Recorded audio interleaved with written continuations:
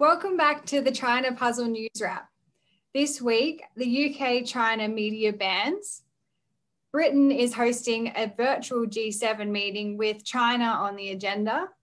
And China overtakes the US as the EU's largest trading partner.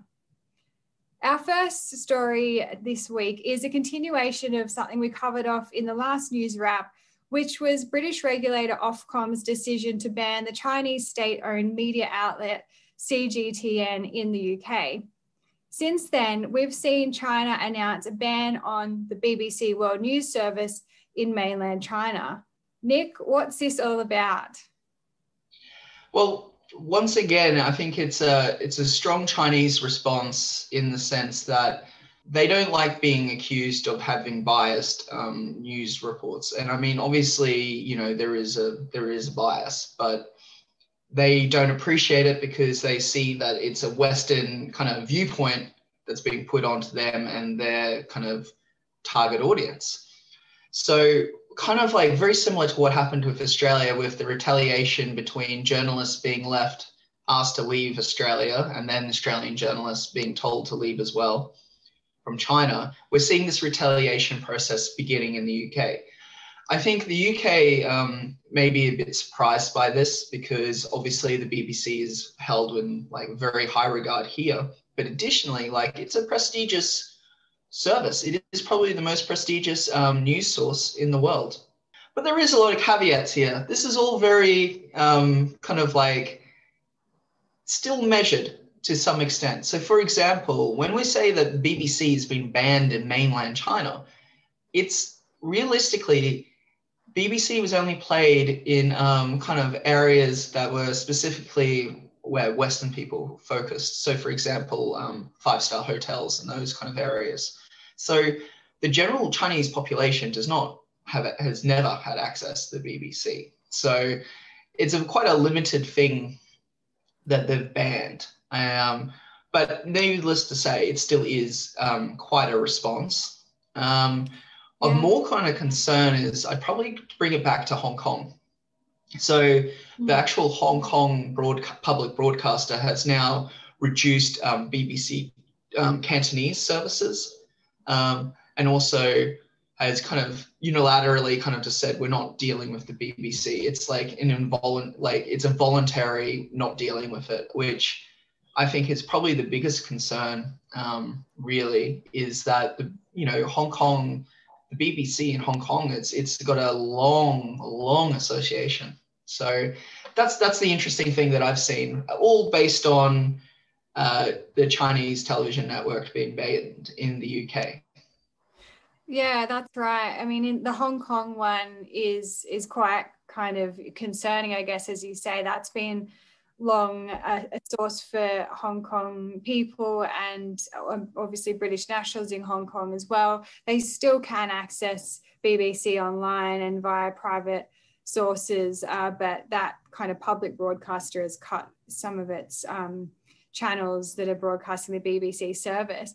But while the retaliation point is one argument, there's another argument that this was actually a response to a BBC investigative piece on the Uyghur community and the Chinese government's treatment of the Uyghurs.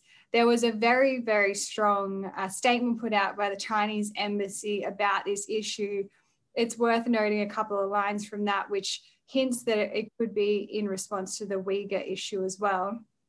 The Chinese embassy said that we urge the BBC to abandon the Cold War mentality, stop fabricating and spreading disinformation.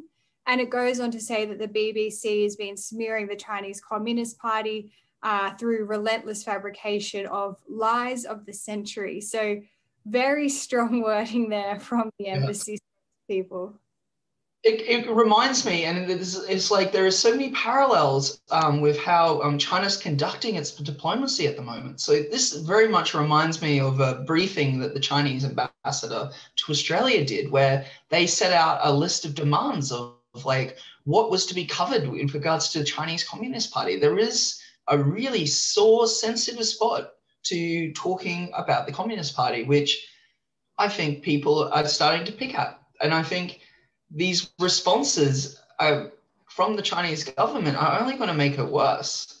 So that's my view, and I think very rightly they should be picked at. So yeah, it's a conversation that should be able to unfold, but I think some of those private diplomatic channels in the background have been cut off between countries like in the UK.